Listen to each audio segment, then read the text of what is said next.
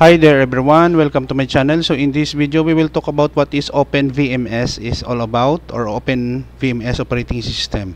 Before we start, I would like to say thank you so much to all my viewers, silent viewers, and supporters in my channel. Thank you for watching my videos. If you're new with my channel and then you like this video, please hit the like button. Don't forget to share and please support my channel guys by clicking the subscribe button. So let's begin. Our video for today is courtesy to us by wikipedia.org. Thank you very much Wikipedia for providing us this material of my presentation. So what is OpenVMS?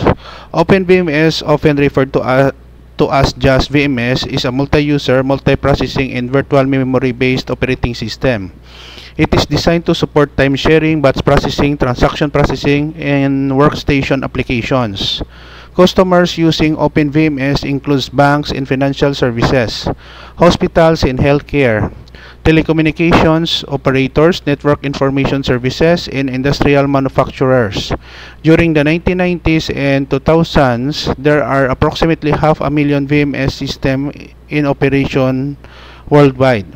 It was first announced by Digital Equipment Corporation or DEC as VAX VMS, Virtual Address Extension Virtual Memory System, alongside with VAX 11780 mini computer in 1977.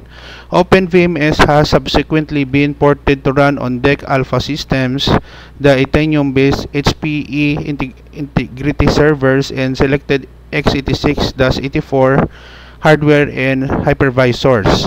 Since 2014, OpenVMS is developed and supported by VMS Software Incorporated or VSI. OpenVMS offers high availability through clustering, the ability to distribute the system over multiple physical machines. This allows clustered applications and data to remain continuously available while operating system, software, and hardware maintenance and upgrades are performed, or if part of the cluster is destroyed. VMS clusters uptimes of 17 years have been reported. Okay guys, so this is the end of my report on what is OpenVMS is all about. Thank you so much for watching. Don't forget to like, share, and please support my channel guys if you are new by clicking the subscribe button. See you in the next video tutorial guys. This is your friend Jake saying bye bye for now.